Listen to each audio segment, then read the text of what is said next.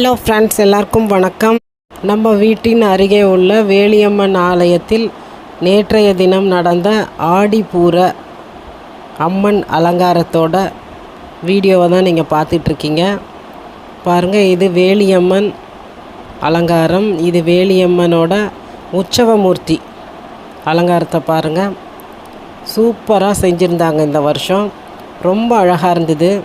நேற்றைய தினம் மாலை நான் கோயிலுக்கு சென்றிருந்தேன். அம்மனோட வயிற்று பகுதியை பாருங்கள். பச்சை பருப்பை நல்லா ஊற வச்சுட்டு வயிற்றில் இது போல் ரெடி பண்ணி வச்சுருக்காங்க. குழந்தை பாக்கியம் வேண்டி வரும் பக்தர்களுக்கு இந்த பச்சை பயிரும் வளையல்களையும் பிரசாதமாக மறுநாள் காலை கொடுப்பார்கள்.